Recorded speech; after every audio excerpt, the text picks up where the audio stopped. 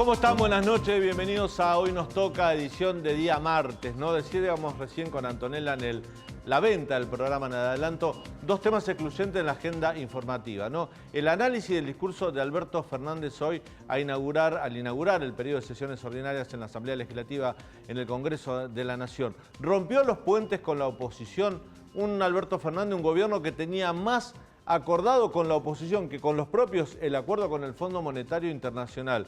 Pero fue tan irritante lo que dijo Alberto Fernández que de alguna manera logró que el bloque entero del PRO se levantara y se fuera, se retirara del recinto. No es común que esto suceda, de hecho no lo hizo toda la oposición, el radicalismo y la coalición cívica se quedaron. No es común que un grupo de diputados se pare y se vaya mientras esté hablando el presidente. Institucionalmente no es algo a lo cual estemos acostumbrados, pero parece que cayó muy mal esta provocación que tuvo Alberto Fernández con el sector de la oposición. ¿Tiene razón Alberto? ¿Tiene razón el gobierno? ¿Tiene razón la oposición? ¿Cuál es tu mirada? Bueno, todo eso lo vamos a analizar con Carlos Fara, un gran analista político que está con nosotros para abrir el programa. No solo eso, sino además todo lo que se viene en una semana muy agitada, para eso está Leandro Dario con información, respecto a si firma o no se firma. ¿Tenemos los detalles últimos del acuerdo con el Fondo Monetario Internacional o todavía falta? Bueno, ese es uno de los temas que vamos a abordar. Y por supuesto, los ojos del mundo están puestos sobre Ucrania. Anoche nos despedimos diciendo que se esperaba en Kiev un ataque fulminante de parte de las tropas rusas. De hecho, un convoy de 65 kilómetros de camiones blindados y militarizados de las Fuerzas Armadas rusas avanzaban hacia Kiev como un golpe final para tomar la capital de Ucrania. ¿Qué pasó que no llegaron? Bueno, algunos, según información que hoy sugirió el Pentágono, tiene que ver con problemas de logística y problemas de la propia estrategia que tuvo las Fuerzas Armadas rusas y también por la alta resistencia que no era esperada por parte de los rusos de las milicias ucranianas, tanto las milicias formales como las informales, porque recordemos que la población civil también se ha armado y ha salido a defenderse a las calles. ¿Hasta cuándo podrá este conflicto? ¿Qué puede pasar en las próximas horas? Bueno, esto lo vamos a hablar con el ex canciller Jorge Fori, que además es un diplomático de carrera, y queremos analizar también por qué esta posición cambiante de Argentina, de abrirle las puertas a Rusia para que use a la Argentina para expandirse por América Latina, ese ofrecimiento que tiene 15, 20 días, a esta condena en Naciones Unidas que tuvo el canciller Santiago Cafiero en las últimas horas. ¿Somos creíbles ante el mundo? ¿Hay una política seria en cuanto a relaciones exteriores? Bueno, esto lo vamos a hablar con Jorge Fori un ratito. Está Lina Ramírez con nosotros para, sobre el final del programa, abordar un tema que indigna realmente, una noticia que nos sacudió a todos. No tuvo el impacto que debió tener porque, ya digo, este tema de Ucrania, hay mucha demanda informativa, pero lo que sucedió ayer en Plaza Serrano, cuando 6 jóvenes abusaron sexualmente de una chica de 20 años, lo que se conoce como un abuso sexual en manada, esto viene de un término de algo que sucedió en una fiesta de Pamplona, en España, hace unos años atrás, pero es un abuso sexual grupal hacia una chica de 20 años que fue detenido por los propios vecinos que vieron algo raro y denunciaron al 911 y se metieron en el auto para impedir que esto pudiera suceder. La verdad que consterna, porque esto sucedió en una calle céntrica, en el barrio de Palermo, a las 4 de la tarde, como puede suceder en cualquier día de semana. Y la verdad que preocupa y mucho. ¿Qué puede pasar con estos jóvenes? ¿Cuál es la situación judicial? ¿Cuál es la situación sobre esta causa, sobre esta situación que la verdad que indignó a todos? Bueno, Lina nos va a traer todo eso sobre el final del programa. Así que tenemos un menú informativo para ofrecerte, para analizarlo hasta las 22. Quédate con nosotros en el canal de La Ciudad. Llevaremos los documentos que constituyen el acuerdo del Congreso de la Nación con la totalidad de los detalles. ¿Cuándo se anuncia, ministro? ¿Cuándo se anuncia el acuerdo? Cuando estén formalizados los documentos, esperamos que sea en los próximos días. Es una posibilidad firme. Le pide a la oposición que acompañe los acuerdos financieros y al mismo tiempo ofende a la oposición. Cualquier traspaso de competencias o de funciones debe ser consensuado. En Argentina se acabaron los tarifazos. Vamos a segmentar los subsidios para lograr niveles de tarifas razonables.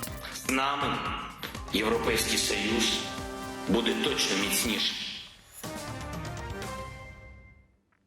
Y es raro, ¿no?, que el presidente, uno veía el comportamiento que había tenido el gobierno respecto a la reestructuración de la deuda con el Fondo Monetario Internacional, más allá de las chicanas políticas que estuvieron a la orden del día durante todos estos últimos 2 años.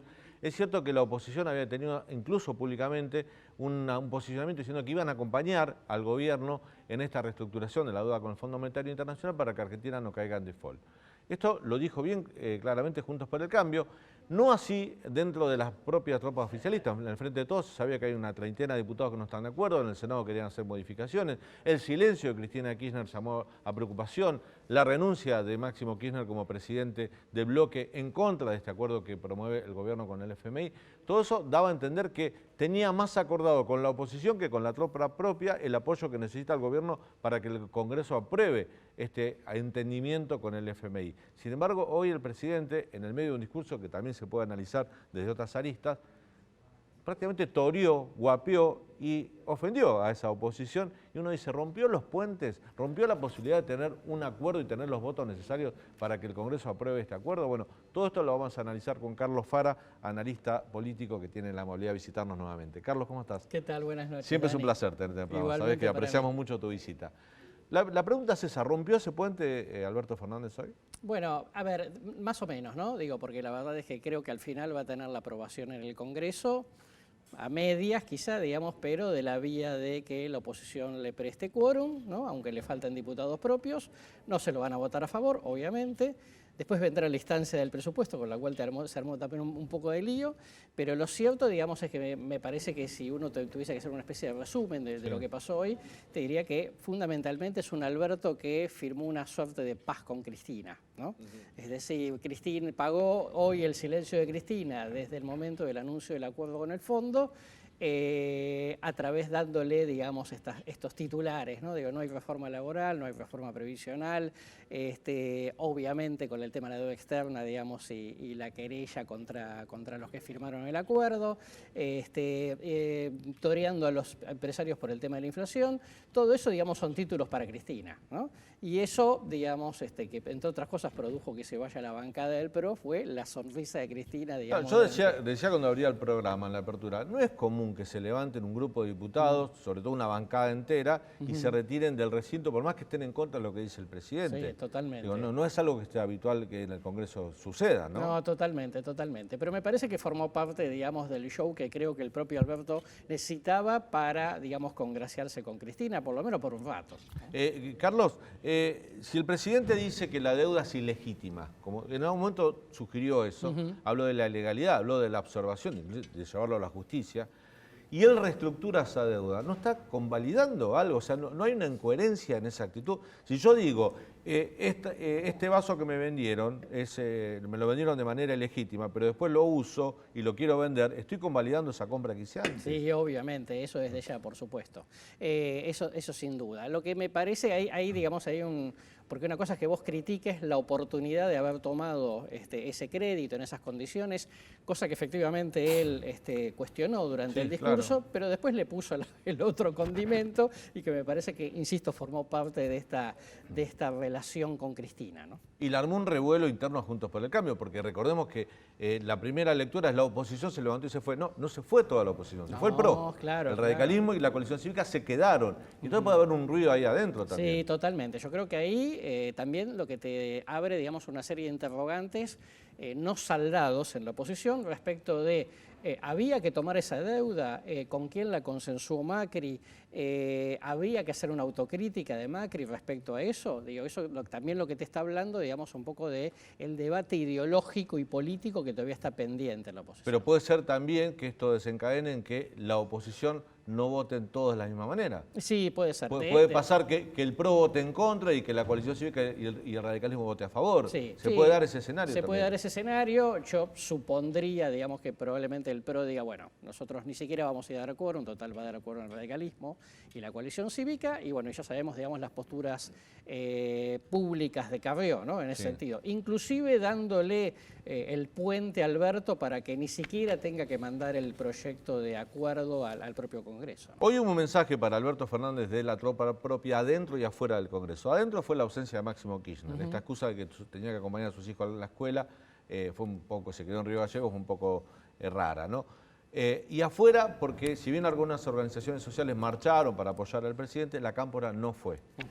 Te pregunto, ¿hay ese ruido? ¿Es irreconciliable la relación de la cámpora con Alberto Fernández? ¿Qué puede pasar ahí? Sí. Porque hasta ahora Cristina habló del conflicto de Rusia, pero sobre este tema el silencio sigue siendo estable, ¿no? Sí, totalmente. Lo que pasa es que es cierto que hoy, digamos, ya cayó antes y cayó hoy, ¿no? Digamos, y creo que ya no va a decir nada sobre el tema del fondo, ¿no? Como diciendo, bueno, eso lo decidió el presidente y yo no voy a decir nada, no me digan que yo armé lío porque ni abrí la boca. Claro.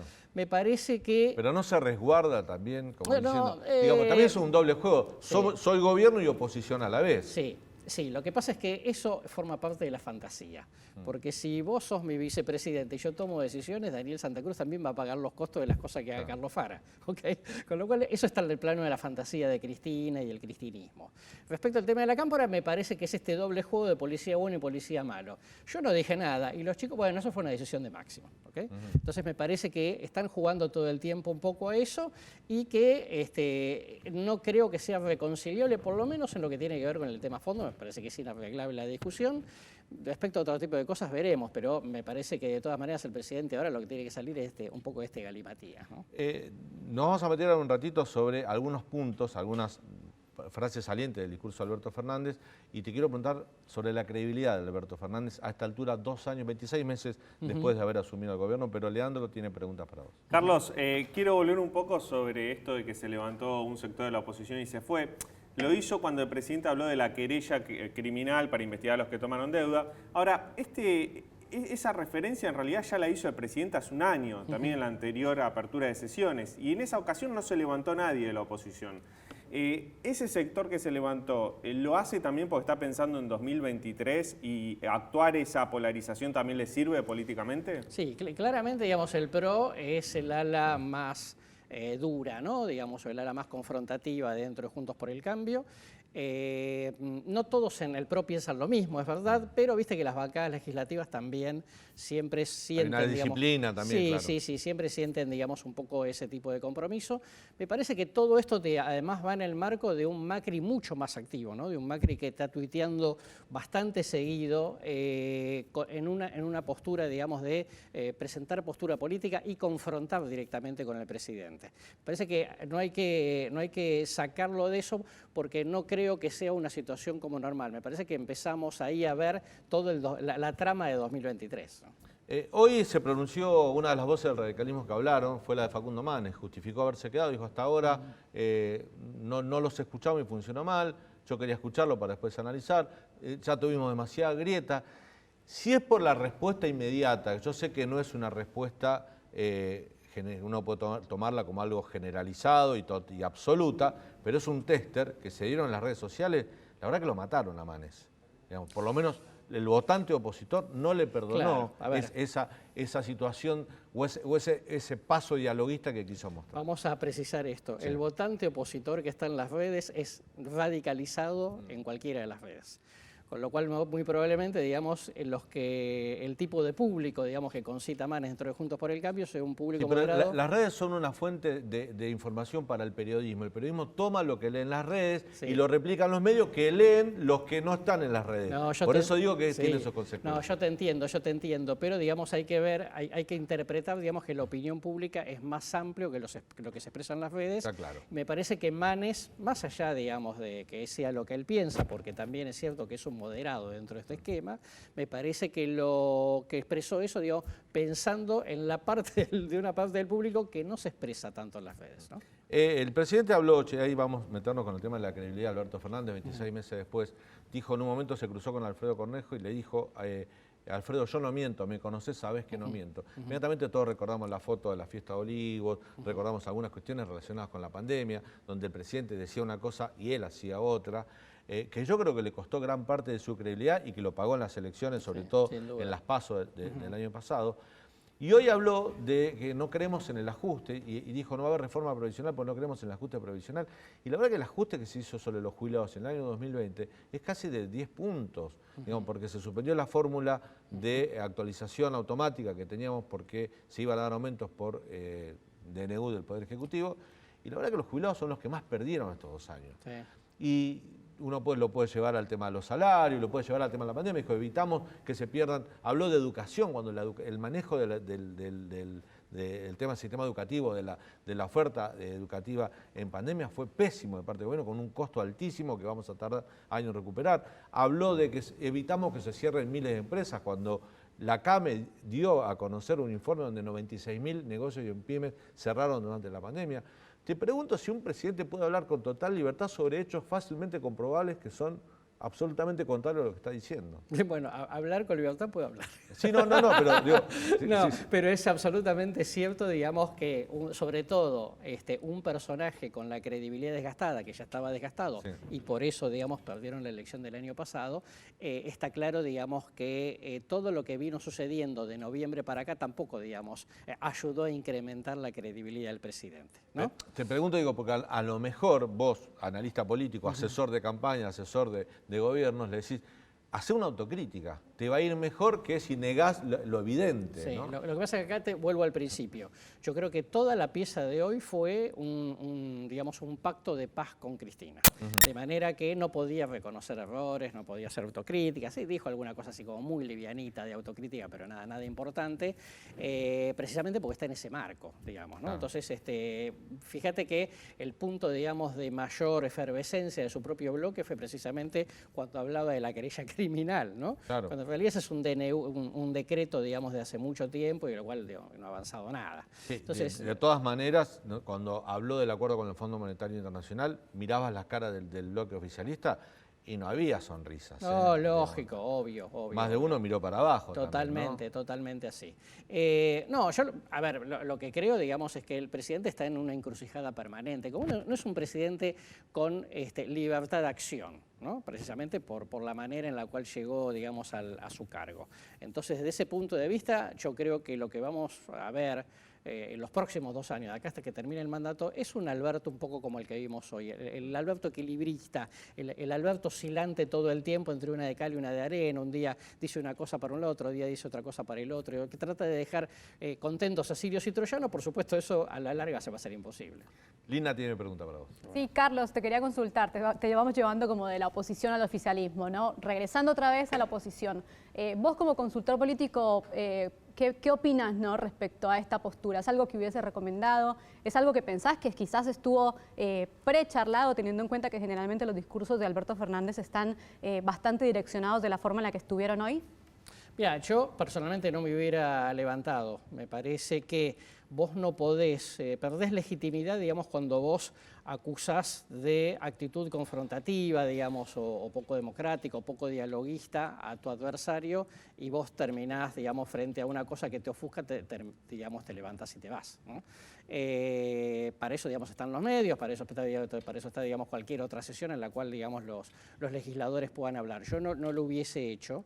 Me parece que a veces, digamos, acá pasan dos cosas, ¿no? Algo de lo que ustedes me preguntaban recién respecto de cuánto tiene que ver esto con la interna 2023 dentro de Juntos por el Cambio, y por el otro lado el hecho de que muchas veces, digamos, los legisladores, sobre todo cuando no tienen, digamos, no tienen mando de gestión de gobierno cotidiano, se encapsulan un poco, digamos, en esta cuestión de la política y terminan teniendo este tipo de reacciones, ¿no?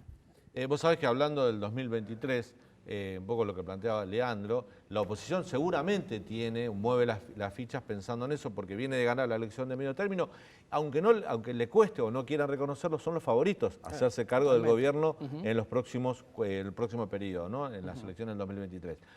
Por lo tanto, ganar la interna Juntos por el Cambio te pone en los umbrales del gobierno, de la presidencia.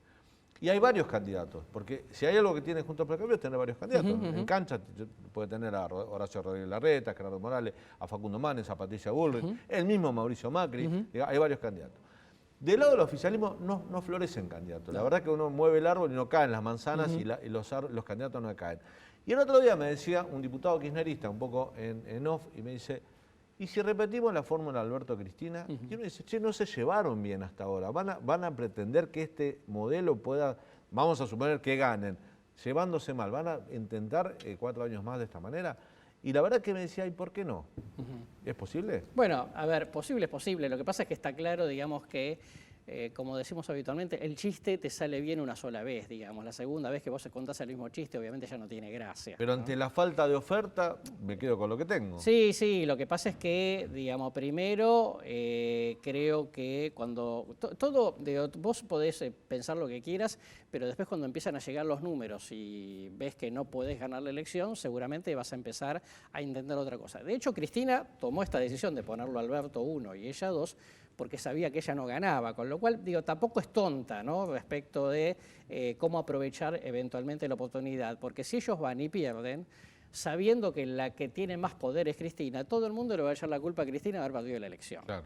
Y me parece que eso tampoco, ella que no es tonta, digamos, no creo que vaya a querer pasar por ese proceso, ¿no? ¿Vos notás que en el ambiente social, en cuanto a las voluntades mayoritarias de la sociedad, estamos respecto al FMI? El FMI históricamente fue, desde el retorno a la democracia por acá, fue mala palabra. Sí, claro. Acá hubo marchas en los 80, en los 90, multitudinarias contra el Fondo Monetario Internacional. Yo noto, a ver, a lo mejor estoy equivocado, vos tenés más información, mirás números, mirás tendencias, comportamientos sociales.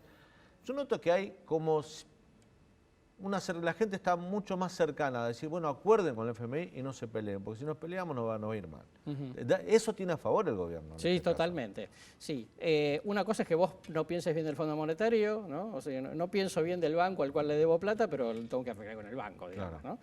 Y esto, digamos, es la misma situación. No es que el Fondo Monetario, digamos, caiga bien, pero todo el mundo sabe que el Fondo Monetario, Estados Unidos y todo lo que venga detrás, tiene un poder de fuego que Argentina no tiene, una situación muy debilitada, con lo cual todos sabemos, digamos, que una situación desordenada económicamente y sin crédito externo va a terminar mal. Entonces la gente dice, bueno, arreglemos algo y después veamos, digamos, a ver cómo podemos... Y los empresarios están pidiendo que arreglen también porque... El sindicalismo está pidiendo que se arregle.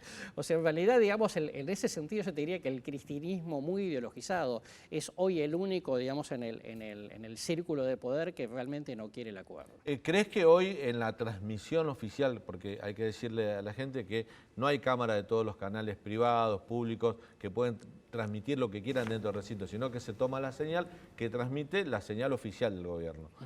En esa transmisión oficial el kirchnerismo volvió a sus prácticas más detestables, si se quiere, en términos de comunicación. ¿Por qué te digo esto? Cuando el presidente criticaba a la Corte Suprema de Justicia, ponchaban a los miembros de la Corte para ver la cara que ponían cuando el presidente los criticaba. Cuando hablaba de no va a haber reforma laboral, mostraban a un Moyano feliz, contento, mostraban a los sindicalistas, al par con los sindicalistas. Cuando mostraban, hablaron de cuestiones relacionadas con no lo mostraba mucho a Guzmán también, ¿no? Que eso también algo debe querer decir, pero hicieron ese juego de enfocar a quien el gobierno estaba incomodando, o el presidente estaba incomodando con su discurso, que de algún punto de vista es un poco irrespetuoso. Esto lo digo, lo pueden hacer, pero es un poco irrespetuoso porque la persona a la cual estás enfocando no tiene después la posibilidad de defenderse de manera inmediata. Obvio. Bueno, es la ventaja de manejar el switcher, claro. El switch de edición, ¿no? Desde ya. Bueno, eso sin duda, y yo te diría, y se cobró, Alberto, digamos, algunas cuentas internas, ¿no? Digo, porque lo enfocaron un poco al ministro de Justicia, lo enfocaron mucho más a Culfas, que está cuestionado. Sí, bueno, se habló mucho de producción, fue un poco la estrella de todo esto. Totalmente. Pero se lo enfocó un poco a Guzmán. Sí, estaba medio escondido, viste, que estaba además en una especie de tercera siendo ministro de Hacienda debería estar adelante también. Sí, ¿no? Pero bueno, quizá o llegó tarde o no le prestó atención a eso, algo por el estilo. Lo cierto, digamos, es que por ahí no tuvo toda la atención necesaria y ahí hubo, digamos, ahí se notaba un poco, digamos, la interna entre albertistas y cristinistas dentro del gabinete. ¿Le pasan mal letra? ¿Es culpa de Alberto su apresuramiento por comunicar? ¿Los voceros de Alberto comunican mal o le están pasando mal a la letra? ¿Por qué te digo esto? Anoche decían que hoy Alberto iba a anunciar detalles generales del acuerdo con el fondo en el discurso. Lo que dijo Alberto es que en las próximas horas van a recibirlos en el Congreso el entendimiento para que se pueda votar. A media tarde dijeron, ya está el acuerdo con el Fondo Monetario Internacional, más entrada la noche, dijo, no, está el acuerdo técnico, pero falta un poquito más. No sé, Leandro, si vos tenés información respecto al acuerdo que vos seguís la agenda económica del Ministerio de Hacienda. Sí, la información que circula por estas horas es que el acuerdo está cerrado, pero que no lo anuncian porque faltan las firmas. Por un lado, el staff técnico en Washington y por otro lado, el presidente Alberto Fernández en Buenos Aires. Una vez de que esté firmado por las dos partes el acuerdo, será presentado en sociedad y girado hacia el Congreso. Esa es la ambigüedad en las palabras de Alberto Fernández, que hoy dijo está cerrado y por otro lado dijo en los próximos días lo estamos por cerrar y enviar al Congreso. Eso es lo que explica que no sea anunciado formalmente. Desprolijidad, digamos, en general de la comunicación, de la gestión. Pero a ver, uno ve siempre este tipo de apresuramientos, ¿no? De querer festejar el gol antes de convertirlo. Sí. Pasa esto mucho, le ha pasado mucho a Alberto Fernández. Sí, sí, y además, digamos, había terminado la sesión y a los pocos minutos o un par de horas dijeron, bueno, ya está cerrado el acuerdo. Con lo cual, ¿cuál era la noticia del día? Que había cerrado el acuerdo, digamos, el discurso del presidente. Claro. O sea, podrías haber comunicado, digamos, haber trasladado a mañana la noticia, digamos, perfectamente. ¿Por qué se celebró el discurso del presidente? Por lo menos en la tropa propia, ¿no? No, yo lo que creo, digamos, es que hubo, digamos, como una serie de títulos que fue poniendo el presidente para satisfacer, digamos, el frente interno, ¿no? O sea, esa foto de Alberto y Cristina saludando en la salida del Congreso juntos era una foto que llevó tranquilidad hacia adentro del frente de todos. Sí, no sé si tranquilidad, pero por lo menos existió la foto, porque la foto hace rato que no estaba. La foto de los tres, ¿no? Digo, que también estaba Sergio Massa, claro. Massa, que se lo notó un tanto incómodo, la verdad, digamos, con muy poco gesto. Con muy poco protagonismo, ¿no? Totalmente, y me parece que tiene que ver con este tema de el problema es de ustedes, digamos, ¿no? Como que yo me corro un poco. Pero en todo caso, digamos, lo que hizo fue diciendo, bueno, está la foto, nos reímos, nos saludamos, nos abrazamos, nos dimos un beso. Digo, ¿qué más tienen para comentar de esta cuestión? Cuando todos sabemos que, digamos, la cuestión no termina ahí, ¿no? Ahí nombraste un actor importante en todo esto. Si el gobierno logra pasar por la Cámara de Diputados el acuerdo con el FMI con más votos opositores que propio, ¿es un costo para Sergio Massa? Ya cuando Máximo Kirchner se corre, esa responsabilidad de juntar los votos propios recae en Sergio Massa. Bueno, más que en el flamante presidente del bloque, sí, ¿no? Sí, un poco y un poco, ¿no? Yo lo que creo, digamos, es primero tenés que conseguir quórum. Con lo cual podés sentar, suponete los 80 que van a votar a favor, suponete que los otros 30 más cristinistas o votan en contra o directamente no van, con lo cual lo que necesitas es llegar a los 129 para tener el quórum. Que por ejemplo lo del PRO no va, el radicalismo va, la coalición cívica seguramente van a ir, no van a votar a favor, digamos, pero van a facilitar el trámite. Desde ese punto de vista te diría que es como diciendo, me parece que todo el mundo dice, bueno, ya está, ya todo el mundo dice que se va a aprobar, tratemos de pasar el trámite lo más rápido posible y listo, ¿no? Pero yo creo que después de hoy me parece que con esto que vos decías al principio, claro, de haber un poco, digamos, roto los puentes a partir de las declaraciones del presidente, me parece que vamos a tener algunos cuantos fuegos de artificio como para complicarle un poco la película. O sea, la lectura final es, el presidente construyó o edificó nuevos puentes con el frente interno y rompió los puentes que tenía con el frente externo, sí, ¿no? Con la oposición. Una cosa así, digamos, exactamente. La historia de la sábana corta, ¿no? Sí, totalmente. Siempre una parte te queda Totalmente así. Y además, bueno, simple recordar, digamos, que vos decís esto, no importa, yo entiendo que esto va en el plano de las declaraciones, pero después tenés que implementar el acuerdo con el fondo, con lo cual, por mucha foto y por muy lindo que haya estado el discurso de hoy del presidente con Cristina, los problemas empiezan ahora, porque después tenés que aplicar todo esto que el presidente dice, no va a haber tarifazo, y todos sabemos, digamos, que después... Claro, bueno, sí, va a haber, claro, seguramente. Bueno, hoy habló que el 10% de la población se le iban a quitar los subsidios, habló de una segmentación, que eso no era un ajuste, pero... A mí me da la impresión, y esta es la última, y Carlos, y la comparto con vos, que lo que está haciendo, yo creo que este es el único gobierno que trató de ganar tiempo desde el día que asumió. O sea, lo que está comprando permanentemente es tiempo. Me da la impresión que incluso con este acuerdo, dilatándolo un poquito con las revisiones, es llegar al 2023 lo menos incómodo posible. Y lo que va a tratar de hacer es patear todo lo que tenga que ver con un ajuste tarifario, con un ajuste del déficit fiscal, con un ajuste de la política monetaria, todas condiciones que están en el acuerdo con el Fondo Monetario Internacional, hacer lo menos posible de acá al 2023 y que el próximo gobierno se encargue. Sí, lo que pasa es que vos tenés revisiones trimestrales. Por eso yo te diría que de acá al 10 de diciembre de 2023 vamos a estar todo el tiempo discutiendo sobre el acuerdo con el fondo. O porque se cumplió, no se cumplió una parte, no se cumplió todo. Y son 8 revisiones trimestrales, creo, pero 6 te comes de acá a diciembre del 2023. Totalmente, ¿no? eso desde ya. Con lo cual, ojo, digo, porque siempre puede pasar esta situación, el mundo está muy inestable, digamos, por ahí, no es mala voluntad, pero se te escapan, digamos, las fichas de las manos, que hay algo que no funcione bien y por ahí el fondo en esta situación te puede dar un perdón, un waiver, como se dice. Pero lo cierto, digamos, es que en cualquier curva, digamos, te puedes ir de largo. Carlos, fue un placer. Igualmente para mí. Un gusto siempre que nos visites. Vamos a ir a un breve corte y a la vuelta vamos a meternos con el tema que tiene, bueno, en alerta a todo el mundo, la guerra en Europa, la invasión de Rusia a Ucrania. Vamos a analizar este conflicto con Jorge Fori, ex canciller de la Argentina, diplomático de carrera, y además la posición, la política exterior de la Argentina después de 2 años. ¿Es coherente? ¿Está bien ubicada Argentina en el mundo? ¿Paga un precio? Por ejemplo, en el acuerdo con el FMI, ¿se dilató por la política de reubicación geopolítica que ha adoptado el gobierno a través de la Cancillería? Bueno, todo eso a la vuelta después de este corte.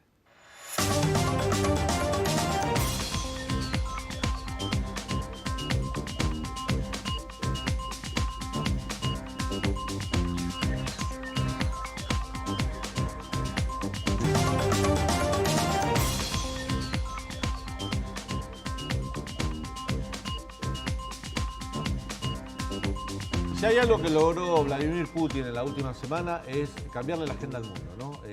Después de la invasión de Rusia sobre Ucrania, todo el mundo, todo Occidente se unió para repudiarlo.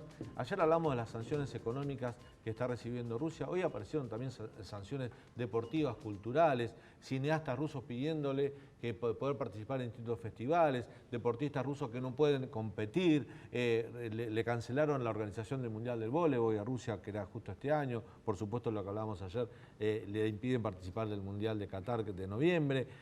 Todo esto por una decisión de Vladimir Putin de invadir Ucrania. Y esto ha desatado, más allá, digamos, todas estas cuestiones, estas sanciones de las cuales estoy hablando, son menores al lado de la tragedia humanitaria que esto ha generado, muertes, exiliados. Hoy se hablaba más de 700.000 refugiados en la frontera con Polonia. Todo esto está sucediendo en Europa y esto ha cambiado la agenda del mundo. Está con nosotros el ex canciller Jorge Fori para analizar esta situación. Jorge, gusto tenerlo en el programa. Muchísimas gracias por la invitación, Daniel. Bueno, cambió la agenda del mundo, ¿no?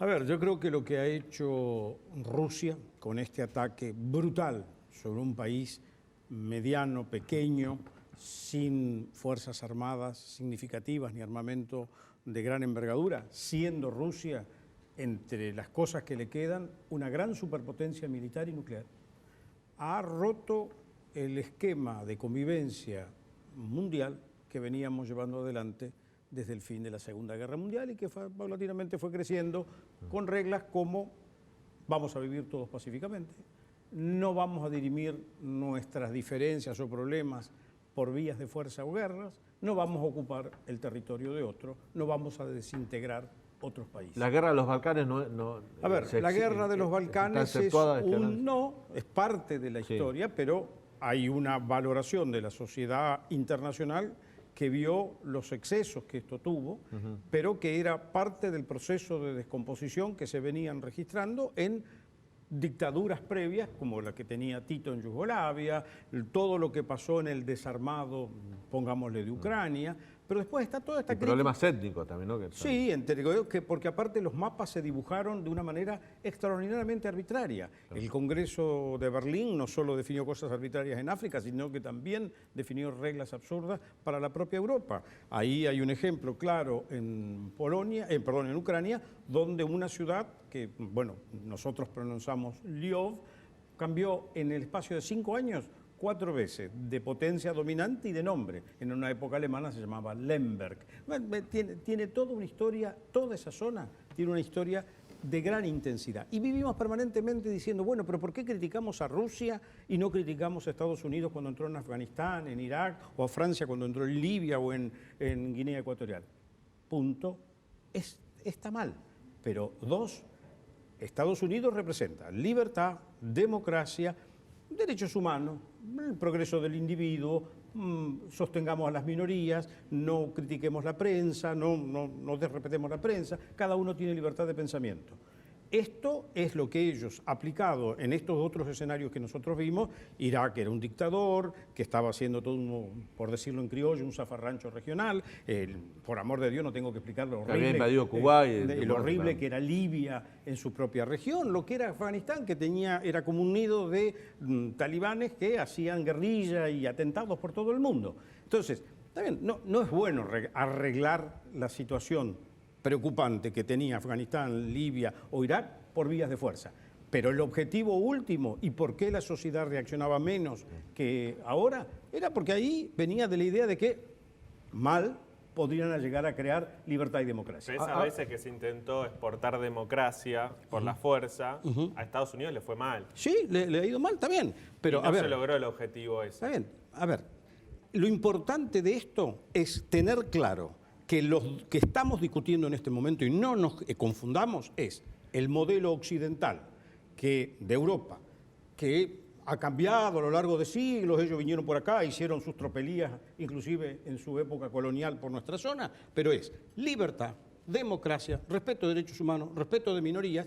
Y una pregunta, ¿a qué argentino se le ocurre irse a vivir a Rusia para estar mejor y no porque se van todos a Francia, Italia, España? Porque ahí encuentran que está mejor. Entonces, estos dos modelos están puestos en tela de juicio. De un lado, un señor autócrata que cuando no le gustó algo que tiene razonabilidad, lo decidió llevarlo adelante. Yo te ocupo y después arreglo mi razonabilidad. Muy malo. Inclusive ayer hubo una frase del ministro Cafiero donde él dice, acá está en juego en tela de juicio el principio de integridad territorial, que nosotros, por Argentina, defendemos por la vía diplomática, en Naciones Unidas, con las negociaciones. Y hay otros países que lo defienden de otro modo. En este contexto, ¿qué quiere decir? Lo defienden de otro modo entrando y ocupando el país. Eso fue lo que hizo Gran Bretaña y que nosotros no estamos de acuerdo. Entonces, esta es, a tu pregunta inicial, Daniel, acá hay un cambio del pensamiento o del ordenamiento global en el siglo XXI. Un país poderoso, en decadencia un poco, porque ya no es la segunda potencia, hoy ese camino se lo lleva largamente China y viene con ganas de ser la primera en el 2050. Es otro ordenamiento. No le gustan tanto estos desórdenes y el estilo de hacer los desórdenes que ha hecho Putin. Pero bueno, ahí están. Rusia tenía una vocación imperial. Pero ¿Rusia no se hace peligroso por su alianza con China? O sea, ¿China no lo hace más peligroso a Rusia? China es un socio que marca la mesa y va a decir en dónde va a ir y con quién va a ir y cómo va a ir. Porque por eso es poderoso, son 1.400 millones de habitantes, un producto bruto descomunal. El de Rusia... También es una dictadura, ¿no? Tienen un mecanismo autoritario, pero habría que empezar a ver cómo se rige un país de 1.400 millones de habitantes. Nosotros con 44 millones de habitantes nos cuesta bastante ordenarnos, pero no es que diga que aquello es bueno y esto no. Lo importante es que a China no le gusta esta forma de hacer la política. Acompañó a su socio, le dijo, si a vos te quedás sin compradores de gas, yo te voy a comprar al precio que yo fije. Pero bueno, ya vamos a ver cómo seguimos, pero mandó el mensaje, no te critico, no digo que hiciste una agresión a Ucrania. Pero al siguiente día, Xi Jinping llamó por teléfono y le dijo, es bueno que empecemos a negociar. Estabilicemos esto, porque el mundo está muy inquieto. Y el mundo está inquietísimo porque cayeron las bolsas, el dólar se fue para arriba. El rublo vale menos que el peso. No, eso ya es hoy por las sanciones a Rusia. Sí. Pero en el momento del viernes, el mercado mundial estaba ahí golpeando contra la pared. Entonces, obviamente, esto es una situación donde Rusia, que entró para hacer una blitzkrieg rápida y llevarse por delante a Ucrania, no lo parece. La llevamos el día 6 y el pueblo ucraniano ha dado una demostración de valor impresionante. ¿Y será que este escenario se lo imaginaba Putin? Porque siempre hablamos de lo estratégico que es, ¿no? Y cómo pudo haber organizado todo hasta a nivel geográfico, cada punto de ataque. ¿Vos se lo imaginará? ¿Se lo imaginaría? A ver, yo creo que la inteligencia rusa no le quitaría mérito en modo alguno. Creo que hubo una valoración que en algún modo sobreestimó lo que podrían hacer. Él entendió el espíritu europeo, me refiero europeo occidental, que no tienen ganas de guerra. La sociedad europea de hoy es la nieta o bisnieta de aquellos que fueron los 6 millones de judíos masacrados, los 30 millones de personas que murieron durante la Segunda Guerra Mundial, la destrucción total de gran parte del terreno. No quieren meterse, no quieren entregar el café en el bar de la Sorbonne para ir a defender Ucrania. Ni el chico de Mississippi o Missouri, la mamá no quiere que vaya a tener que defender con el cuerpo la guerra de Ucrania. Pero eso representa valores que los fuimos perdiendo de vista. Un día Churchill dijo, acá estamos para defender la libertad, muchachos, no nos equivoquemos. Y hizo un rally europeo que fue el que dio vuelta la Segunda Guerra Mundial. Después vino el bienestar, la paz, vino el Estados Unidos que hizo por muchos años un gran paraguas de protección.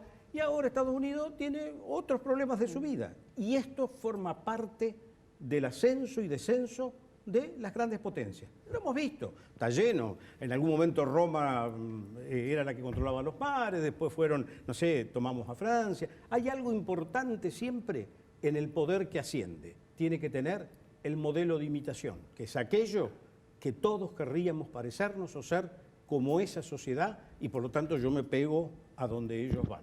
Si no, viene el imperio, que me aplica la regla.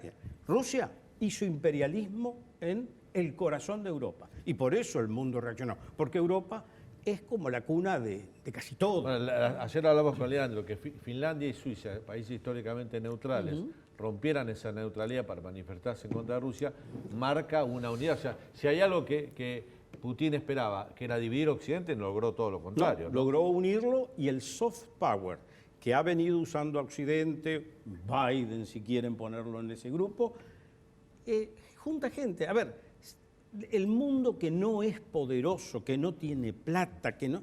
Dice, a ver si me vienen a llevar por delante cualquier grandote que ande por la cuadra. Por lo tanto, yo le digo a Rusia, malo. Después discutamos si Rusia tenía algún argumento o no, que lo tiene para tener su inquietud. Pero no tenía que resolverlo así. Es como ir y darle una trompada al pibe porque no me dejó el asiento en la cancha. No, hermano, discutí, anda a hablar con el flaco que te da la entrada y decidiste por dónde te sentás. Pero no vas y pegás una pie. Esto es lo que acaba de hacer Rusia y al mundo no le gusta. ¿Qué te pareció la posición del gobierno argentino en este conflicto? Ha sido extraordinariamente confusa y desorientante. Primero hicimos aquel viaje cuando todos veían venir que ahí iba a haber un conflicto, lo cual no quita que se pueda viajar, pero si voy a viajar en ese escenario, tengo que viajar, como decimos en diplomacia, con el manual. No me muevo una línea de la equidistancia, no me quedo totalmente pegado a Putin, no critico a los Estados Unidos, al cual le pedí antes y después de ese viaje, enorme cantidad de veces, ayuda. No critico al fondo, porque estuvimos en Rusia y en China y la conclusión para las ayudas económicas de ambos fue, pero primero arreglen con el fondo. Entonces, ¿para qué lo voy a estar diciendo cosas malas del fondo en la casa? Ahí tuvimos la osadía de decir, ofrecemos que Argentina sea la puerta de entrada de Rusia en América Latina, una especie de latiguillo que nos venía, me parece, de la vida universitaria de los años 70 cuando yo estaba en la universidad. Pero el mundo cambió enormemente. Pero lo más trágico de eso fue que, no sé, 10 días después llegó Bolsonaro, y Bolsonaro parado al lado del presidente Putin, y Putin, que no es demasiado expresivo, se giró y le dijo, presidente Bolsonaro, yo le agradezco que Brasil sea el socio fundamental de Rusia en América Latina. Y nosotros acabamos de ofrecer la puerta de entrada. Entonces, después, cuando pero Putin, Bolsonaro no condena la invasión rusa. Eso no es un presidente fuerte de Latinoamérica, presidente no de lo exime del error que comete. Claro. Y eso le opera en contra y lo favorece de algún modo a Lula. Pero bueno, lo importante es que nosotros, hablemos de nosotros. Nosotros al primero salimos hablando medio raro, no se entendía si estábamos en favor, en contra, ni siquiera mencionamos Rusia y hablamos como de una escaramuza que pasaba por ahí. Al día siguiente hicimos un enjundioso comunicado de la Cancillería que los pobres lectores tienen que haber andado con un mapa porque era como remar en dulce leche porque no se entendía. Pero había incluido algo que era importante, que era la integridad territorial de Ucrania. Jorge, ¿qué te pareció la carta de Gerardo Milman y Waldo Wolf a la OEA y al Consejo de Derechos Humanos de la ONU? A ver, ofrecieron ir a Kiev. Sí, forma parte, sería hasta fantástico que líderes latinoamericanos, un conjunto, llegara y diera su apoyo a Zelensky. A mí lo que me gustaría mucho es que Argentina, Brasil, Uruguay, Paraguay y Chile, que somos el sur, que compartimos modelos relativamente similares de vida, de organización, de búsqueda de progreso, prosperidad, habláramos como Mercosur y dijéramos, muchachos, acá en el sur, por favor, termínenla con lo que no lo hacemos. ¿No te pareció mal que en esa carta se hablara de autodeterminación de los pueblos y no del principio de integridad territorial? Hay que hablar de los temas que nos interesan a nosotros. Pero vuelvo a decir, lo relevante no es en que si el diputado Chiche o el diputado X fue para acá o para allá. Lo que hay que decir, Argentina condena con claridad la invasión de otro país, porque si no lo condenamos y dejamos desintegrar ese país, bueno, primero los británicos felices, pero además se lo pueden hacer a cualquiera. Jorge, recién decías algo, vuelvo a Europa, decías, bueno, China dijo, bueno, dialoguen, si te quedás sin compradores de gas, te compramos nosotros, bueno. Rusia le vende gas al 40%, por el 40% del gas que se consume en Europa Occidental lo vende Rusia. Vamos a suponer que esto sucede. Entonces, ese gas se lo vende a China a un precio menor, pierde Rusia. Pero ante falta de oferta empieza la demanda. ¿A quién le compra Europa? Desequilibra todo, pero de alguna manera se desequilibra todo el mercado de Occidente. Pero los europeos tienen recursos. Los que vamos a estar jodidos somos nosotros. Porque esa falta esa era mi segunda pregunta. ¿Dónde nos perjudicamos nosotros? Ahí nos perjudicamos claramente, porque al tener que ir a un mercado alternativo, al disputar con Alemania, Italia, Francia, España la compra de gas, ellos tienen plata y lo tienen inclusive hasta más cerca el gas de donde podría venir alternativamente, y el gas ha subido de precio, y nosotros que estamos embretados en una política energética que no ha desarrollado los yacimientos de gas suficientes, que tenemos el gas, pero por los temas de las tarifas y esto, las inversiones, si la recupero o no la recupero, vamos a tener que pelear. Pero también suben los commodities alimentarios, digo, sube la soja, el trigo. Ucrania es vendedor de trigo, tengo entendido. Ahí nos puede beneficiar a nosotros también. Sin duda. ¿Sí? Pregunto. Mi pregunta. A ver. Tengo retenciones, no dejo mover, hago incendio, no ayudo a la agricultura. Vamos a salir entre gallo y medianoche a ver cómo nos va con la agricultura. Nos beneficia, pero no en la medida para contrarrestar lo que nos va a salir el gas. Es lo que decía Leandro ayer, lo que se gana por un lado se pierde por el otro, porque hay que salir a comprar gas. Vamos a perder más por el gas que lo que vamos a ganar por la agricultura. Así, los números dan así, ¿no? Sí, dan así. La balanza comercial energética es negativa y estamos gastando muchísimo en importar gas, por ejemplo. Y la balanza comercial positiva de los agrodólares no termina de compensar eso con estos niveles de precio de hidrocarburos. Jorge, no nos engañemos, nuestra política de comercio exterior, por mucho que la escriban quien quiere escribirla, no es buena. No es buena. No es buena. Nosotros tenemos 3 acuerdos comerciales de integración para que nuestros productos lleguen al mundo con alguna tarifa preferencial. Hicieron caer, porque lo mataron el 10 de diciembre del 19, el Acuerdo Unión Europea-Mercosur, que era una puerta que nos tiraba un poco de aire. Pero eso está frenado en Europa también. No te engañes. No está frenado en Europa. Nosotros dejamos que Europa lo frenara. Francia dijo, Francia usó a Bolsonaro como excusa. Como negociador, discrepo. Y te lo digo por qué. Porque nosotros fuimos los que nos negamos a continuar esa negociación y, por supuesto, todo acuerdo de integración afecta el interés de alguien. Levantaron los muchachitos de Francia que quieren seguir recibiendo subsidio europeo en gran cantidad. Dijeron, qué horror ese señor Bolsonaro con el tratamiento del Amazonas. Qué espanto, por favor, los húngaros que venían jodiendo con el trigo, No quería firmar el Acuerdo de París, Bolsonaro. ¿Cómo? Mira, está bien, pero todos tienen, cuando hay un acuerdo de integración, todos tienen, a mí me joden, por favor, si acá vemos que cada vez que tomamos una medida sale el almacén, salen los supermercadistas, por favor, ¿qué van a creer entonces de un acuerdo de integración como este? Jorge, un placer tenerlo. Por favor, gracias. Jorge Faurí es canciller, el día indicado para tenerlo para hablar de este conflicto internacional que se da en Ucrania. Breve corte y a la vuelta, un hecho tan asombroso como indignante. Abuso sexual grupal aquí en Palermo, a pocas cuadras aquí del canal, un día de semana a la tarde.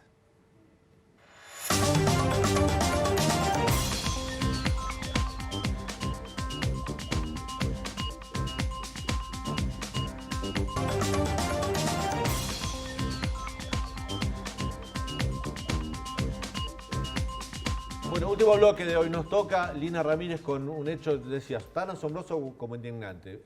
Abuso sexual grupal en Palermo, un día de semana a las 4 de la tarde dentro de un auto. Dentro de un auto, 6 hombres de entre 20 y 24 años detenidos ya por presuntamente haber abusado sexualmente de una joven de 20 años a plena luz del día. ¿Qué sucede ahora? Ellos están divididos en diferentes comisarías. La causa cayó en el juzgado criminal número 21. Están en diferentes comisarías a la espera de que sean citados para empezar indagatoria. ¿Qué sucede con la causa, Dani? Ellos en este momento, vamos a mostrarte, están detenidos por abuso sexual, a la espera de ser llamados por el juez, pero ¿qué podría pasar, ¿no? de aquí en adelante en este juicio? Un juicio que además esta joven de 20 años no es un abuso sexual, son abusos sexuales múltiples, porque son 6 personas. Los agravantes son, y en función de los agravantes serían entre 8 y 20 años de prisión. Acceso carnal, el estado físico y mental de la víctima durante el acto y posterior, por supuesto, y el número de atacantes. Y en base a eso se sabe qué puede ocurrir con estas 6 jóvenes, estos 6 hombres que en Palermo se turnaron, digamos, es lo que dice sí, porque la testigo. incluso los vecinos mostraron, incluso hay un video donde hay dos que hacen de campana para permitir que los otros cuatro abusen de esta chica dentro del auto. La ¿no? testigo, una mujer de nacionalidad paraguaya, lo que cuenta es que empezó a notar algo extraño y dijo, bueno, aquí sucede algo extraño, pensó que era una pareja que estaba... ¿La señora de la panadería? La señora de la panadería, pensó que era una pareja, decidió acercarse y empezó a notar que, claro, habían dos hombres haciendo de campana, que incluso uno de ellos era músico y como tocando la guitarra trataba como de esquivar los ruidos, y adentro 4 hombres. Ella se acerca, uno de ellos la aleja, la chica un tipo de apellido Ramos, quien estaría complicado porque además no solo se enfrenta a esta causa, sino... Es el más joven de todos. Ramos es el más joven de todos, 23 años. Es quien la lleva a la fuerza y discute además con los denunciantes. ¿Qué va a pasar con esta causa? Ramos, como te decía, sería el más complicado y por lo pronto las pruebas son la mujer, ¿no? Esta mujer de 29 años, otros 2 testigos que dejaron sus datos, también hay material para peritar, por supuesto, los teléfonos de todos, el teléfono de Ramos y el teléfono de todos, y también su ropa que fue extraída y ya fue enviada para un informe forense para encontrar material genético y de esta forma avanzar con esta causa. Esto a nivel judicial, pero... Perdón, mira, hay algo que dijiste, no quiero dejar pasar por alto, que tiene que ver con la información. La pena a la cual están expuestos estos pibes, ¿es lo mismo que si hubieran sido un abuso sexual individual o se agrava por ser grupal? Se agrava por ser grupal. ¿Está tipificado así en el Código Penal? Se agrava por el número de atacantes. Es uno de los agravantes. De eso varía entonces el número de años, entre 8 y 20 años. Y hay que ver si no se le suman otro tipo de agravantes, no en función de que se empiece a descifrar qué fue lo que sucedió y qué arroja la investigación. Es una chica que estaba drogada, que no estaba drogada, cómo se dio toda la situación, fue premeditado, qué se encuentran en los teléfonos, cuando se periten estos teléfonos, pero esto es en materia judicial, ¿no? Lo que va a suceder y lo que va a avanzar. Esta chica fue, por supuesto, apenas es encontrada, la policía le consulta qué sucedió, ella asegura que fue abusada sexualmente y es trasladada al Hospital Rivadavia para de esta forma recibir la contención social y psicológica que corresponde. Ya anunciaron que se encuentran con su familia, en su domicilio, claro, en su domicilio, estable como se puede estar, pero después, Dani, se desencadenó un movimiento masivo, ¿no? Tanto en redes como en los medios, claro, del manejo mediático que se le da a esta situación. Porque claro, empezaron todos a hablar de violación en manada, por ejemplo, y entonces rápidamente empiezan El término en manada viene de una violación grupal que se dio en la fiesta de Pamplona, en San Fermín, en Pamplona, hace unos años, cuando un grupo de jóvenes que se autodenominaban la manada, ellos como grupo de amigos, abusaron sexualmente de una chica y fueron llevados a juicios en España. Y fue la violación de la manada, pero era el nombre que ese grupo tenía. Entonces a partir de ahí se utiliza periodísticamente el término manada para hablar de eso. Claro, rápidamente, por supuesto, los colectivos feministas, ¿no? Todas las organizaciones sociales empezaron a hacer referencia a... No era una manada de perros que no se pueden controlar y que no pueden controlar sus instintos. Eran 6 hombres, todos mayores de edad, que hacen parte de una sociedad, educados en una sociedad que es completamente desigual y que tomaron la decisión, que se organizaron para de esta forma abusar sexualmente de esta chica de 20 años.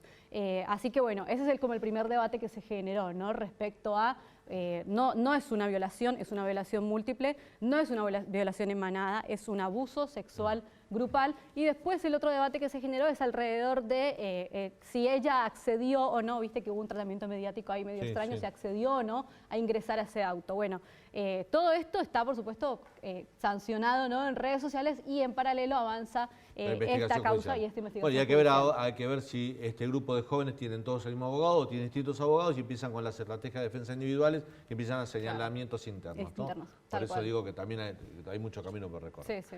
Excelente, Lina. Gracias. Dani. Lea, ¿nos vamos? Nos vamos. Gran programa. Bien, nos reencontramos mañana, 21 horas, aquí en el canal de la ciudad, para contarte todo lo que sucede en Argentina y en el mundo en esto que es Hoy Nos Toca. Chao, hasta mañana.